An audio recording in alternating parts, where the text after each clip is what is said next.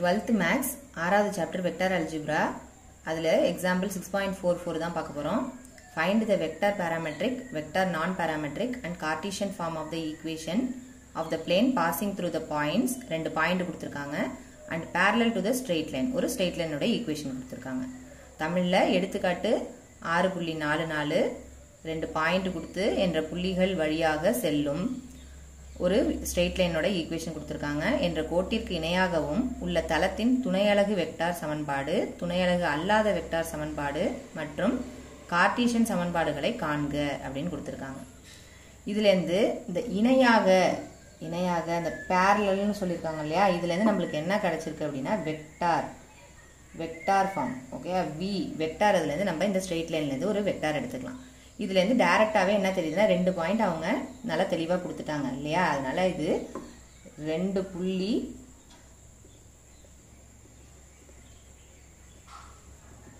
ஒரு வெக்டார் இந்த இருக்கு இல்லையா, இதுலேருந்து நம்மளுக்கு வெக்டார் தானே கிடைக்குது, ஒரு வெக்டார். அந்த ஃபார்மேட் படி தான் நம்ம போட போகிறோம்.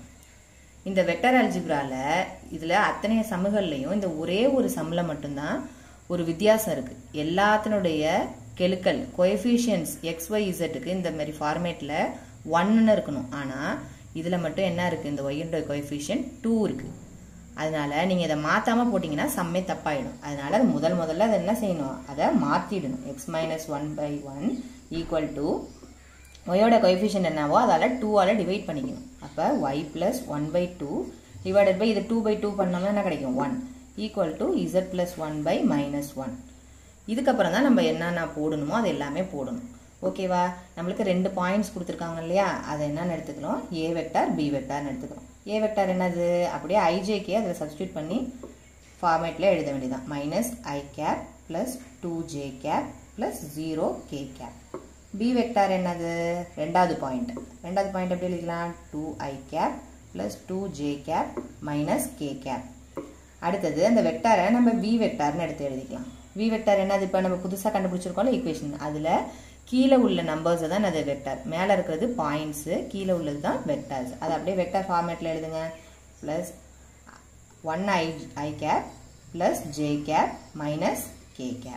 ஓகேவா, ஏபிவி 3 கண்டுபிடிச்சிட்டோம். இதுலேருந்து என்ன செய்ய போகிறோம், ஃபர்ஸ்ட் எடுத்தோடனே துணையலகு வெக்டார் சமன்பாடு தான் முதல்ல கண்டுபிடிக்க போகிறோம். என்ன கண்டுபிடிக்க போகிறோம், துணையலகு வெக்டார் சமன்பாடு தான் கண்டுபிடிக்க போகிறோம். அதில் ஒன்றும் இல்லை, ஒரு ஃபார்முலா தான் இருக்குது. அந்த ஃபார்முலா படி அப்படியே என்ன செய்ய போகிறோம், நம்ம சப்ஸ்டியூட் பண்ண போகிறோம். அதில் எல்லாம் ஏபி எல்லா வேல்யூலாம் சப்ஸ்டியூட் பண்ண போகிறோம். R vector is equal to 1 - s into A vector plus S B vector plus TV vector. எந்த ஒரு இதுவுமே செய்ய தேவையில்லை, ஜஸ்ட்டு இந்த ஏபிவி இங்கே எழுதி வச்சுருக்கோம் இல்லையா, இதை எடுத்து கொண்டு வந்து இதில் அப்படியே சப்ஸ்டியூட் பண்ண வேண்டியதுதான். R vector is equal to 1 - s into A vector என்னது, இந்த 0 விட்டுடுங்க, ஏன்னா இது 0 இல்லையா, அதனால அது தேவையில்லை. -i + 2j மட்டும் எழுதினாலே போதும். ஓகேவா, into plus S into B vector. B vector என்னது, 2i + 2j - k plus T into B vector என்னது, இந்த இருக்கு இல்லையா, i + j - k. இப்போ நம்ம துணையலகு வெக்டார் சமன்பாடு, அதாவது பேராமெட்ரிக் ஃபார்ம் கண்டுபிடிச்சாச்சு. அடுத்தது நம்ம நான் பேராமெட்ரிக் கண்டுபிடிக்கணும், அடுத்து கார்ட்டீசியன் ஃபார்ம் கண்டுபிடிக்கணும். அதுக்கு முதல்ல நம்ம கார்ட்டீசியன் ஃபார்ம் கண்டுபிடிச்சிட்டோம்னா ஈஸியாக நான் பேராமெட்ரிக் ஃபார்ம், அதாவது கார்ட்டீசியன் சமன்பாடு கண்டுபிடிச்சிட்டிங்கன்னா துணையலகு அல்லாத வெக்டார் ஈஸியாக அதுலேருந்து நம்ம கண்டுபிடிச்சிக்கலாம். அதுக்கு முதல்ல நம்ம கார்ட்டீசியன் ஃபார்ம் எழுதிக்கலாமா. கார்ட்டீசியன் சமன்பாடு, அதுக்கு என்ன ஃபார்முலா, 2 பாயிண்ட் ஒரு வெக்டார் அப்படின்னா என்ன ஃபார்முலா நம்மளுக்கு, x - x1 y - y1 z - z1 x2 - x1 y2 - y1 z2 - z1. இங்கே என்னது, ஒரு வெக்டார் தானே, அதனால L1லாம் தேவையில்லை, LMNன்னு எழுதிக்கலாம். Equal to 0.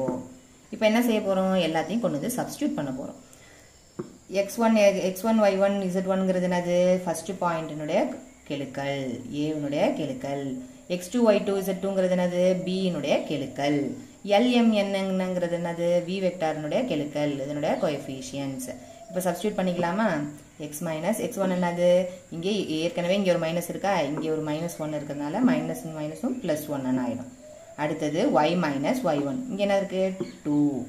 z மைனஸ் இங்கே இதனுடைய கோஎஃபிஷியன்ட் என்னது 0. அதனால 0 போட்டுக்கிறோம். x2 மைனஸ் x1 போடலாமா? x2 என்னது இங்கே 2. x1ங்கிறது நீங்கள் மேலே சப்ஸ்டியூட் பண்ண தேவையில்லை. இந்த ரெண்டாவது டேர்ம் இருக்கு இல்லையா, அதுதானே இங்கேயும் இருக்கு. அதனால அது சைன் கூட மாற்ற தேவையில்லை. என்ன இருக்கோ அதை அப்படியே டிட்டோவாக பார்த்து எழுதிக்கலாம். ஃபர்ஸ்ட் நம்பரை மட்டும் நம்ம இங்கேருந்து பார்த்து எழுதிக்கலாம். y2ங்கிறது என்னது 2. 2 மைனஸ் 2. அடுத்தது என்னது z2 என்னது -1 -0. LMN என்னது இதனுடைய கெழுக்கள் 1 1 -1 ஈக்குவல் டு 0. இப்போ நம்ம டிட்டர்மினன்ட் ஃபார்மேட்டுக்கு இது எடுத்துடலாமா? x + 1 இன்ட்டு இது ரெண்டுத்தையும். அதுக்கு முன்னாடி இன்னொரு இதை சிம்பிளிஃபை பண்ணிக்கோங்க. இதை நம்பர்ஸாக மாற்றிக்கோங்க. x + 1 y - 2 z. இது என்னதாயிடும் 3 0 -1 1 1 -1 ஈக்குவல் டு 0. இப்போ இது மாதிரி பண்ணிக்கும் போது இன்னும் சிம்பிளாகிடும் இல்லையா? இப்போ x + 1 மேலே உள்ளது எழுதியாச்சு. அடுத்தது இதெல்லாம் மல்டிப்ளை பண்ணிங்கன்னா என்ன கிடைக்கும் 0 மைனஸ் இங்கே ஏற்கனவே ஒரு மைனஸ் இருக்கிறதுனால minus into minus plus 1. So y அடுத்தது minus of second term y -2. அதை பண்ணுங்க. இந்த ரெண்டும் போயிடும் இல்லையா? மீதி நம்பர்ஸை மைனஸ் மல்டிப்ளை பண்ணுங்க. -3 மைனஸ் இங்கே ஏற்கனவே மைனஸ் இதிலோட ஒரு மைனஸ் இருக்கிறதுனால ப்ளஸ் ப்ளஸ் z இன்ட்டு இந்த டேர்ம்ஸ் மல்டிப்ளை பண்ணுங்க. 3 இங்கே 0னால -0 ஈக்குவல் டு 0. ஓகேவா? இப்போ என்ன ஆகிடும் x + 1 இந்த +1ங்கிறது இங்கே போட்டுக்கலாம். அதே மாதிரி இங்கே என்ன கிடைக்கிது நம்மளுக்கு -2 minus into minus plus 2 y -2. இந்த சம்மில் இந்த ப்ராக்கெட்டில் இருக்கு இல்லையா நம்பர்ஸ் எல்லாம், அதான் சிம்பிளிஃபை பண்ணி ஒரு ஈக்குவேஷனாக மாற்றிக்கிறதுக்கு தான் இதுமாரி செய்கிறோம். அப்போ 3z ஈக்குவல் டு 0. இப்போ எல்லா நம்பர்ஸையும் உள்ளே மல்டிப்ளை பண்ணிக்கோங்க. ப்ராக்கெட்ஸ்லாம் ரிமூவ் பண்ணிடலாமா? x + 1 + 2y - 4 + 3z equal to 0. அப்போ என்ன ஆகிடும்? நம்பர்ஸ் எல்லாம் செப்பரேட் பண்ணி கரெக்ட் பண்ணி எழுதிடலாமா? x + 2y + 3z - 3 equal to 0. நம்பரை மட்டும் அந்த பக்கம் கொண்டு போயிடுவோமா? x + 2y + 3z equal to 3. இப்போ நம்மளுக்கு என்ன கிடச்சிருச்சு? நம்மளோட கார்ட்டீசியன் சமன்பாடு கிடச்சிருச்சு.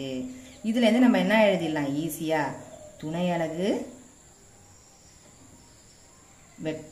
துணையலகு அல்லாத வெக்டார், துணையலகு அல்லாத வெக்டார் சமன்பாடு தான் நம்ம ஈஸியாக எழுதிடலாம்.